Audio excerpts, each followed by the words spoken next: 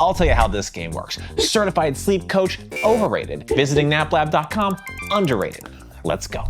Memory foam, overrated. Or maybe better put, just sort of incorrectly rated. The problem here with memory foam is that there's really no legal or even industry agreed upon definition for what memory foam is. As a result, sort of every brand and their mother that wants to market memory foam can, even if it's not a particularly high quality foam or feels very much like what many other memory foams on the market feel like. So this one's overrated. High thread count. This one is massively overrated. In the early days, high thread count was a metric you could look at to know if a particular type of sheet or fabric was higher quality. When there was more threads in the particular fabric, it was usually a nicer, higher quality piece of material. However, many brands know this now and will juice those thread count numbers sort of artificially to make the numbers look really high. As a result, thread count just isn't a number you can rely on anymore to indicate quality. Adjustable bases, underrated. Adjustable bases are a great way to reduce pressure points while you're sleeping. Because they allow the legs and head to both be slightly elevated, we can reduce pressure on that lower back. That can help to alleviate a number of pains and pressure point issues for many sleepers. It's also helpful for snoring and can also be beneficial for those that struggle with sleep apnea, as sleeping in a slightly elevated position helps to open up the airway. Cooling gel. This one, like memory foam, massively overrated. The problem just comes down to how these products are marketed. Cooling gel, when it is high quality and there's sufficient quantity of it, does actually help to improve the cooling on the mattress. The problem, any brand can just put a small amount of cooling gel into the mattress and now start marketing as a cooling gel mattress, even if there's not enough of that cooling gel material to make a meaningful impact. So there's both a big quantity spectrum and quality spectrum that is really tough to know how good that cooling is going to be for any particular mattress. Getting enough sleep, massively underrated. Sleep is the foundation of our health. When we get enough sleep, our bodies can perform physically, mentally, emotionally. And when we don't get enough sleep, things start falling apart. The body can't restore itself. The body can't heal itself. Your mind can't restore and heal itself. Getting at least 7 to 8 hours a night is essential. So make sure you make time to get good sleep.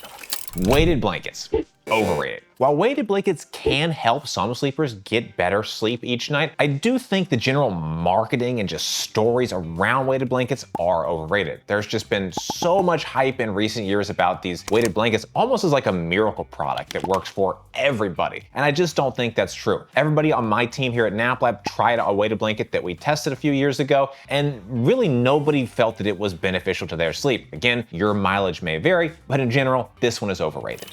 Mattress protectors, underrated. Mattress protectors are essential for a few different reasons. First, they simply protect catastrophic damage spills to your mattress. Number two, they also protect your mattress warranty. Many mattress brands will simply void your warranty if they find out you haven't been using a protector. And three, they help prevent sagging on the mattress. And you may be wondering, how can that possibly be? Your body loses between half a liter and a liter of moisture each night. If you don't have a protector, that moisture can get down into the mattress. Moisture, those oils in your skin break down the foams of the mattress, leading to mattress sagging and forming of body impressions that are deeper and more dramatic on the mattress. So get that mattress protector tonight.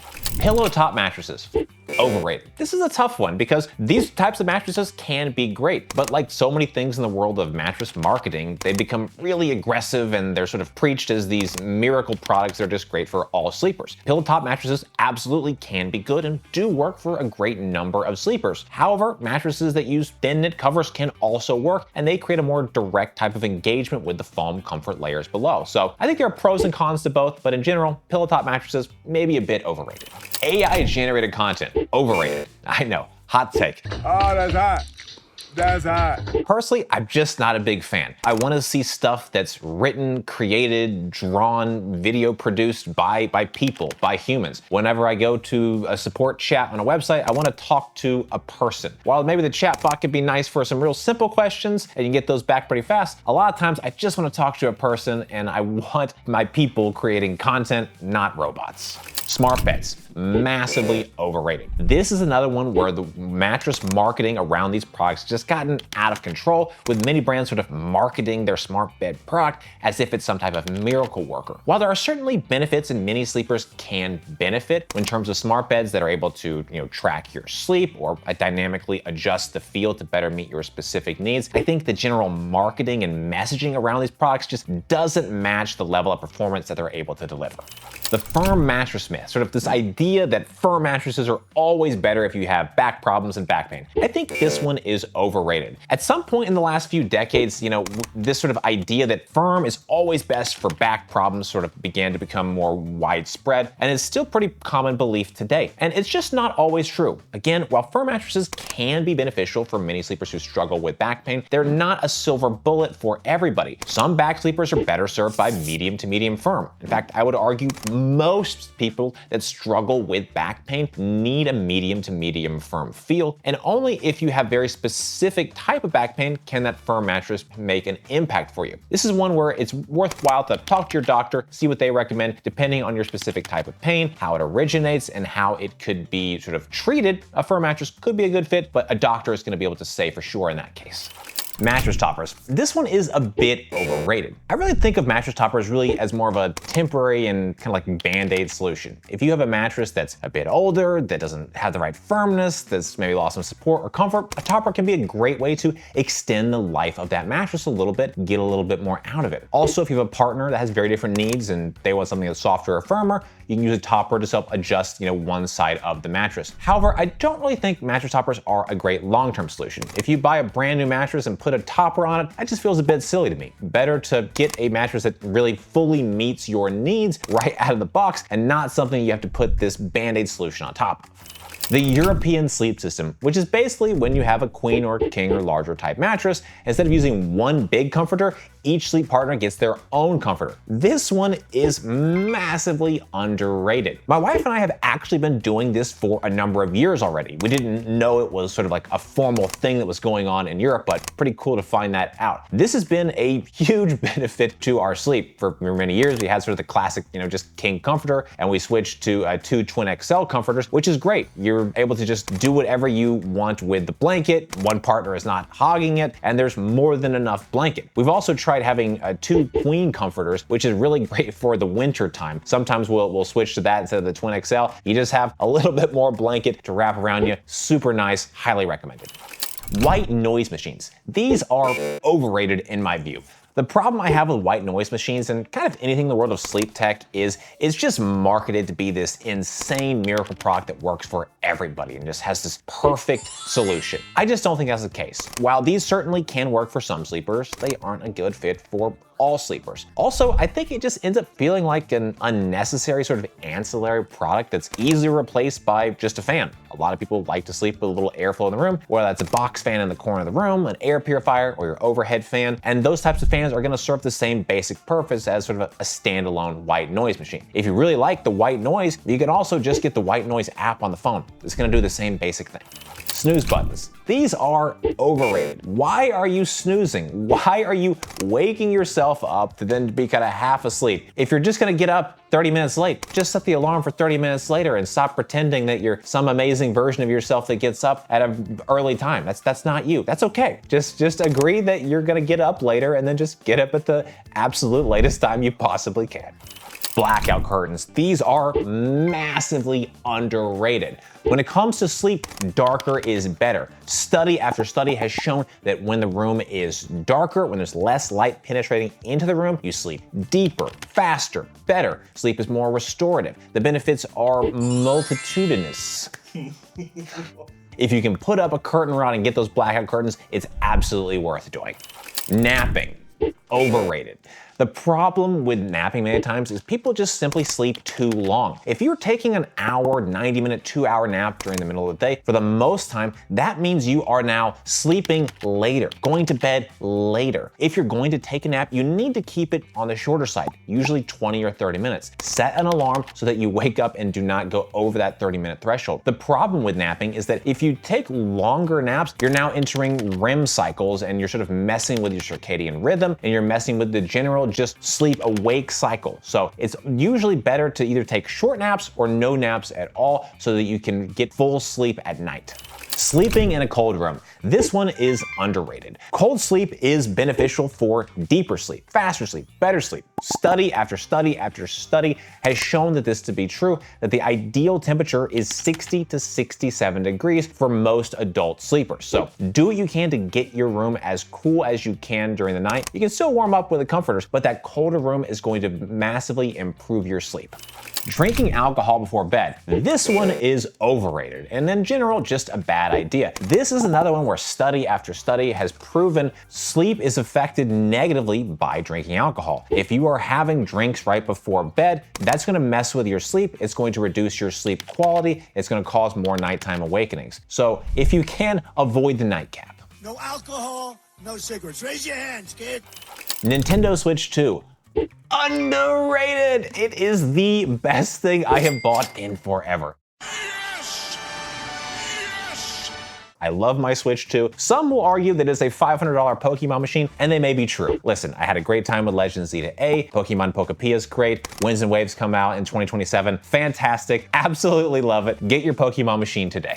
Making the bed. This one is overrated for a couple reasons. Number one, I just never really understand sort of why waste the time, you know? You're gonna get right back into it later tonight. I want those comforters to be nice and crumpled up and ready for me to like get into and, you know, cocoon myself. Number two, there is also a more sort of, you know, objective reason to like not make the bed. And it just comes down to you want the mattress to be able to release any sort of moisture that was trapped in the mattress, in the sheets, in the bedding at night. So if you tightly make that bed, that's going to decrease that breathability and make it harder for that moisture to get out of the mattress and out of the bedding. So leaving the covers and the mattress a little bit more askew can help improve that a bit.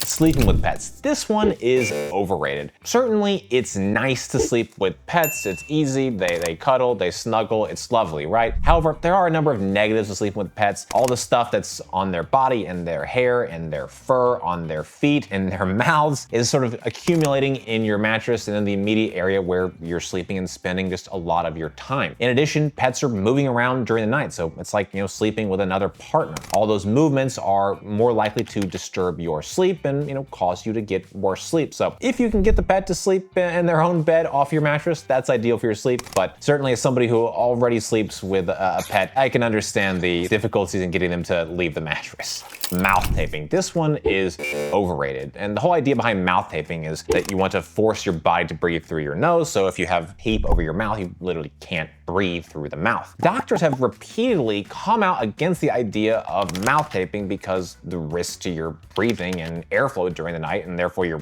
oxygenation of your blood, is significant. So don't do this. Good call, let's go! I don't think any sort of perceived benefits of this are worth the risks to taping your mouth at night. Latex mattresses. This is a tough one, but in general, I'm gonna say overrated. By the people who really love latex, they're really out there like evangelizing that it's the only way to sleep. I think these people are a bit much. I think that's why they are overrated. But a lot of people just don't even know that latex really even exists, that it's a material out there that you could choose. If you are unfamiliar with latex, I think it's worth taking a look at. Latex is highly durable, it's a resilient foam, it's bouncy, it's springy, it's responsive, it lasts a long, long time. However, it does create a very sort of unique comfort profile. And as such, it's not for everyone. You really have to like the more generalized body hug that latex creates. If you're someone that really likes the feel of a dramatic body contouring memory foam or polyurethane foam or a traditional coral mattress, then latex is not likely going to work for you.